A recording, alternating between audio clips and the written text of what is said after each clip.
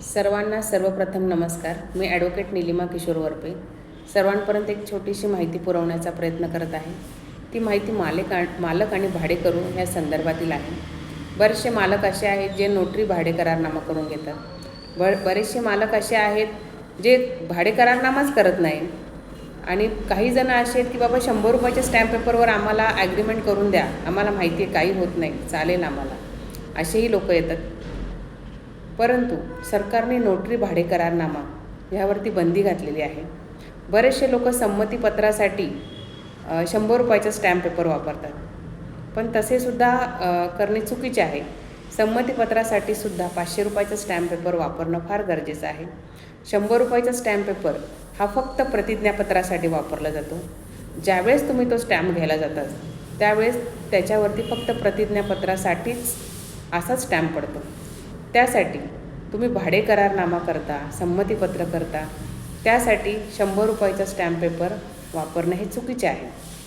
तसेच आता नोटरी भाडे करारनामा हा बंद केला असून रजिस्टर भाडे करारनामा करणे हे फार गरजेचे झालेले आहे. कारण ज्या व्यक्तीला तुम्ही तुमच्या घरामध्ये भाडेकरू म्हणून ठेवता ती व्यक्ती कशी आहे, काय आहे, आपल्याला माहिती नसते. त्यासाठी तुम्ही ऑनलाईन रजिस्टर ॲग्रीमेंट करून घेणं फार गरजेचं आहे. बऱ्याच लोकांना ह्याबद्दल माहिती नाही आहे. परंतु ऑनलाईन रजिस्टर ॲग्रीमेंटमध्ये ज्यावेळेस तुम्ही ते ॲग्रीमेंट करून घेता त्यावेळेस आधार कार्ड, पॅन कार्ड, मालक आणि भाडेकरू ह्या दोघांचेही त्याच्यामध्ये टाकले जाते. त्याचप्रमाणे ऑनलाईन रजिस्टर ॲग्रीमेंटमध्ये जी व्यक्ती भाडेकरू म्हणून आहे त्या व्यक्तीच्या फॅमिली मेंबरचाही त्याच्यामध्ये समावेश असतो. त्याचप्रमाणे त्याच्यामध्ये पोलीस व्हेरिफिकेशनसुद्धा होते. पोलीस व्हेरिफिकेशन झाल्यामुळे ती व्यक्ती ज्या गावावरून आली आहे किंवा तिच्या आधार कार्डवर जो ॲड्रेस आहे ती माहिती त्या पोलीस स्टेशनला जाऊन पडते. तो ज्या ठिकाणावरून आला आहे त्या ठिकाणच्या पोलीस स्टेशनमध्ये. त्याचप्रमाणे मालक हा सुरक्षित राहतो. एखादी गोष्ट घडली, आपल्याला माहिती नसते काय होणार आहे. जी व्यक्ती आपल्याशी खूप चांगली बोलते तीच व्यक्ती एखादी गोष्ट करून बाजूला होते आणि आपल्याला माहिती नसतं. आणि ज्यावेळेस आपण पोलीस स्टेशनमध्ये जातो की बाबा असं असं झालं आहे, त्यावेळेस पोलीस तुमची तक्रार घेण्यासाठी सुद्धा तयार नसतात. कारण त्यांना त्यांच्यापर्यंत व्यवस्थित माहितीही पुरवलीच जात नाही.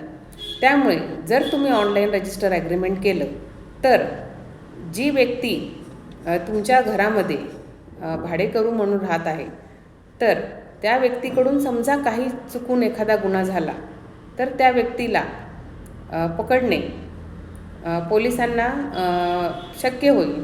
त्याचप्रमाणे तुम्ही एक सामाजिक भान ठेवून किंवा पोलिसांना एक प्रकारची मदतच करत असता.